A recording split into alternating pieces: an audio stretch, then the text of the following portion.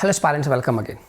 आज हम लोग triangle and their different centres के सीरीज को और आगे बढ़ाएंगे और आज ऑर्थो सेंटर पे हम लोग डिस्कस करेंगे।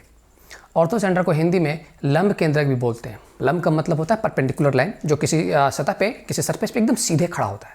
फॉर एग्जाम्पल, अगर मैं कहूँ जैसे कि मैं अभी ज़मीन पे सीधे खड़ा हूँ तो बोलूँगा कि मैं ज़मीन पे लंबवत परपेंडिकुलर हूँ, है ना। तो इसे या तो हाइट बोलेंगे या एल्टीट्यूड बोलते हैं हम लोग, है ना, ऊंचाई बोलते हैं।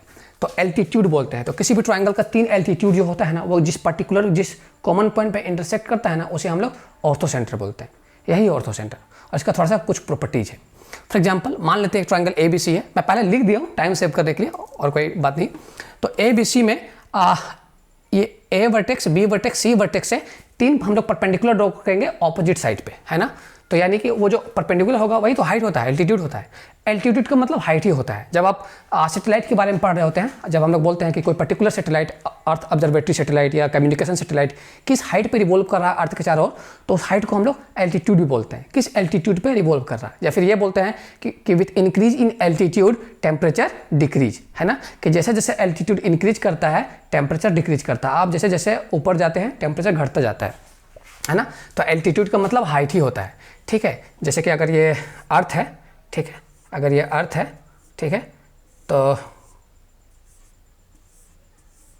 आप जानते हैं कि किसी पर्टिकुलर पॉइंट पे जो सैटेलाइट रिवॉल्व कर रहा है अर्थ के चारों ओर, ये और अर्थ के सरफेस के बीच का जो परपेंडिकुलर डिस्टेंस है, इसी को हम लोग एल्टीट्यूड बोलते हैं, ठीक है। तो एल्टीट्यूड मतलब परपेंडिकुलर हाइट हो जाता है। तो ये जो AD है ना, ये एल्टीट्यूड है BC पे, ये जो CF है ये एल्टीट्यूड है AB पे, और ये जो BE है ये एल्टीट्यूड है AC पे, ठीक है। तो एल्टीट्यूड यही है।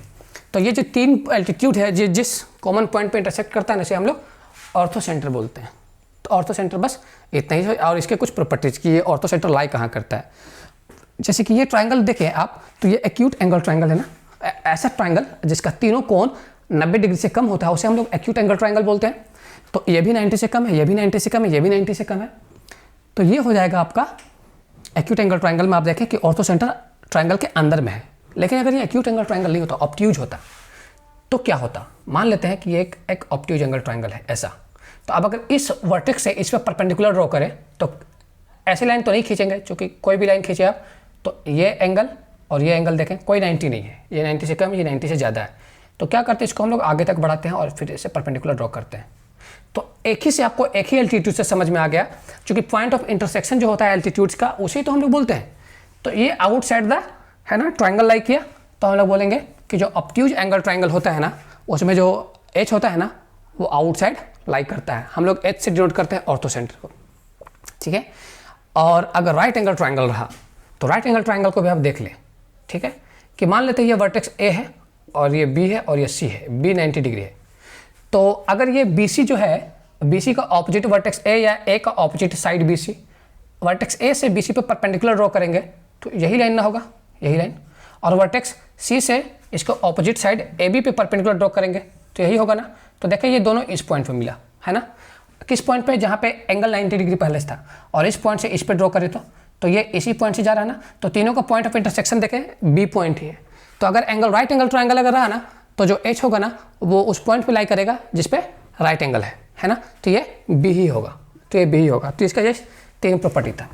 बस एक और जो कि बहुत सबसे ज़्यादा इंपॉर्टेंट है, मतलब जैसे क्वेश्चन से बनते हैं, वो ये है कि angle made by vertex at orthocentre and angle at opposite vertex of that side is equal to 180 degree. मतलब सप्लीमेंट्री एंगल होगा, सप्लीमेंट्री होता है एक दूसरे का।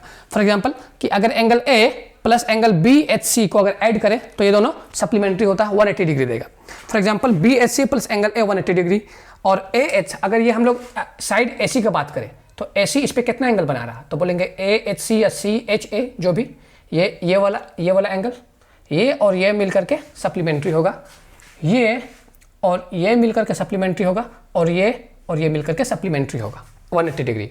अगर आपको मैं बोल दूं कि एंगल C जो है, एंगल C बराबर आपको दिया हुआ है 45 डिग्री, तो BHA कितना होगा, तो BHA या AHB, तो BHA plus angle C is equal to 180 degree होता है। तो यहाँ से आप एंगल BHA निकाल सकते हैं, जो कि 180 माइनस 45 135 डिग्री आ जाएगा। तो क्वेश्चंस भी इसी तरह से फ्रेम होते हैं। ऑर्थो सेंटर में इतना ही। इसके बाद हम लोग सर्कम सेंटर और इन सेंटर चर्चा कर लेंगे। छोटा छोटा टॉपिक है जिससे क्वेश्चंस बनते हैं, है ना। उसके बाद फिर हम लोग किसी और टॉपिक पे चर्चा करेंगे। आज के लिए इतना ही। वीडियो देखने के लिए थैंक यू।